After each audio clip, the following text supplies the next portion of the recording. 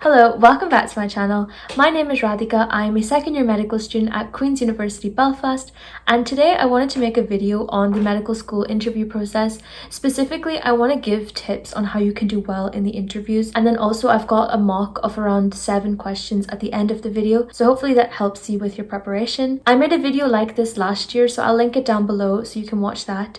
And yeah, without further ado, let's get started.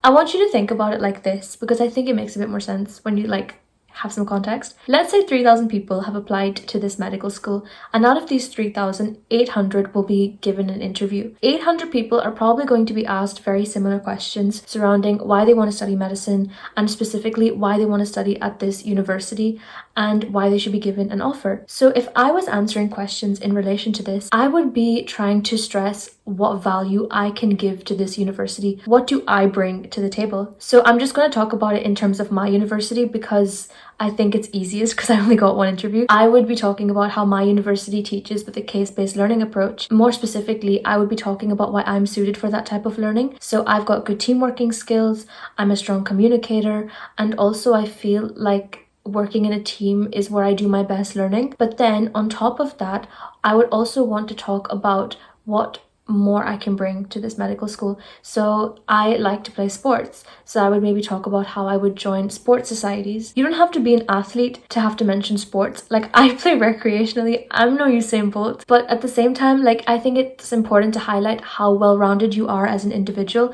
because overall it's then showing that you have interests outside of medicine. Medicine should not be your life, it's a part of your life, and it's really important to maintain a work-life balance, and then you can say that that's what you would do. You would join societies and get involved. I also really like certain specialties in medicine, so I would talk about how I'd want to get involved in those medical societies at my university. I would also maybe talk about research that the university has done and how I particularly have an interest in research, and therefore I'd want to get involved in that.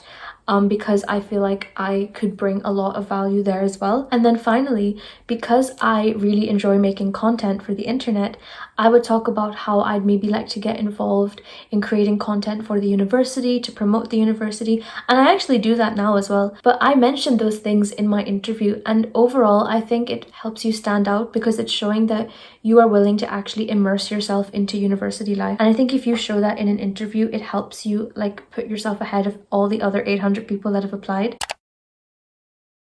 Okay, this is basic and I mentioned it last year, but I actually do a lot of interview tutoring, and so I see it a lot. Some people still do not know what GMC stands for, and that is so basic. If you don't know what GMC stands for, if you don't know the 4 pillars of medical ethics, and if you don't know the university's course structure and how they teach and the benefits of studying at that particular university, I'm just gonna say it, you are not prepared for the interview. No matter how much you think you are, you're not.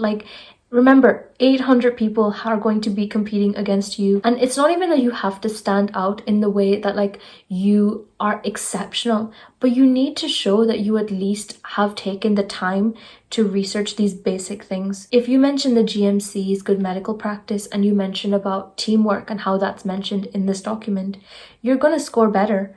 But it's really important that you actually even know what GMC stands for. What if you're asked it and you don't know? That's so embarrassing. The other thing it's really important to do is structure your answer and always link it back to medicine. There's a very popular structure called the STAR framework. I'm not going to go into STAR in too much detail, but it's basically a framework that you can use to structure your answers where you are describing a situation where you did something and the outcome. Being brutally honest, they don't care about your story. All they care about is that you are able to reflect on the experience and show your strengths, show your weaknesses, and then if you can link it back to medicine, you will score higher. I think it's very good at the end of every sort of example you give to say, okay, now I'd like to reflect on this experience, and then it doesn't have to be a whole long statement, just something small, something simple. And remember, we always want to try and impress the university and show that we know about the university. So if you can mention that university in your answer, it's great. Let's say I was given the question, can you give me an example of where you showed good teamwork? So if I was answering this question, I would start off by giving a short example of where I worked well in a team. At the end, so this is what I want you to concentrate on, I would say, Okay, now I want to reflect on my experience. So I understand that teamwork is very important in medicine, but I mean, firstly, in relation to medical school, I know that Queen's teaches with a case-based learning approach. So that is where I'm going to have to work in a small team of around 10 to 11 people and discuss a case and come up with learning outcomes.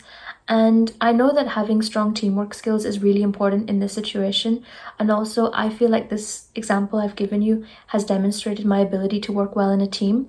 I've shown good communication skills. I've shown that I'm a good leader and that I'm also quite organized, all of which are vital for a situation like CBL.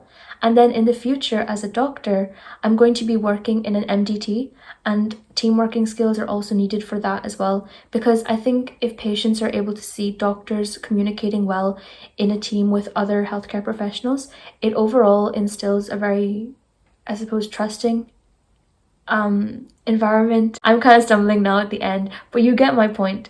I've linked it back to medical school because I can't be a doctor without going through medical school, but I've also linked it back to medicine, and I've shown the interviewer that I have read about your university and how you structure your course because I know about CBL. And doing that for every question you're given where you have to describe something, do it because it massively improves your answer.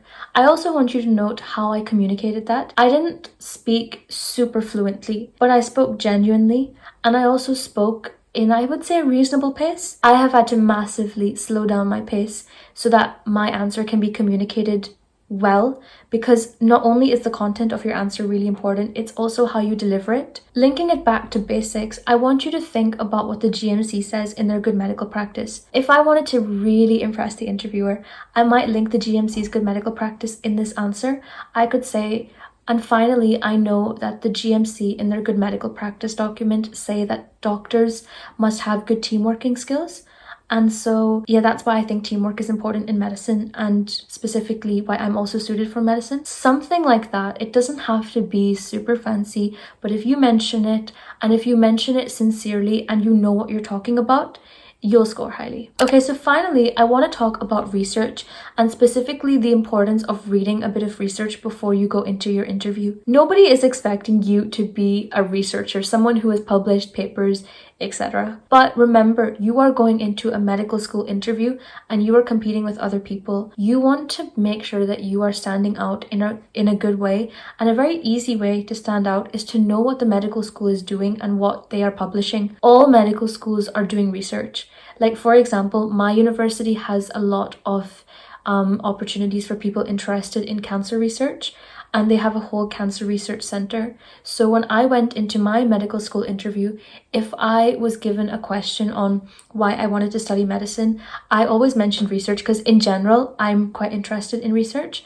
But then I always talked about how I would want to get involved in the cancer research that the university does. Remember, you don't have to be an exceptionally great science student to understand research either. If you think about it, the vast majority of the research they publish will all be available even in your local newspapers. So I would really recommend looking up on BBC that university and their medical school and just seeing, okay, if they've published research on, let's say, breast cancer, specifically what was it? And often articles that are written for local newspapers and stuff are a lot easier to understand because they filter out a lot of the very technical scientific terms. I'm not asking you to go out and read about cancer research and specific antigens. Nobody's expecting you to know the ins and outs of massive scientific advancements. It's just the basics, because at the end of the day, chances are you're only 17, 18, or maybe you're a graduate, but again, you're not going to be expected to know so much. It's just about trying to score points and, more importantly, give this impression that you are a sensible person, that you are intelligent, and more importantly, that you're motivated. Other things I think that are really important are in relation to the way you carry yourself. I bet you within 1 minute of clicking on this video, or if you've watched other videos in the past of mine, you probably made your impression of me. And vice versa, whenever I tutor people, within 1 or 2 minutes, I make an impression of them. We're natural, we're human, of course we're going to do it. You either like someone or you don't. And so you want to make sure they like you. So it's good to give off the air that you're confident but not overconfident, but also that you are ready to show them that you know, your motivation and your suitability for medicine. Make sure that you are wearing something that makes you feel confident. Make sure you're wearing something that makes you look good. That's another thing. Looks definitely do matter for the interview. As like superficial as that sounds, it does definitely add to the impression you give. And I'm just overall a believer that if you look good, you feel good, because I know it applies for me and a lot of my friends as well. I think my final tip is to treat it like a conversation. As cliche as that sounds, I think it can kind of be enjoyable. The more prep you do, the less pressure you have on yourself. And I think just the more fluid your answers are, the more like easygoing you are, you'll actually find that a lot of interviewers, they can be kind of sound. Some of them might be like a little bit iffy, they might be a bit odd, a bit rude, but they're just trying to test you. So look beyond that and imagine you're just talking to yourself in your mirror, or you're talking to yourself in your shower, and you'll be sweet. I hope this video was helpful. Thank you so much for watching, and as promised, here is the mock with just some things that I think you could probably add to your answers. So I'll see you very soon for another video. Bye!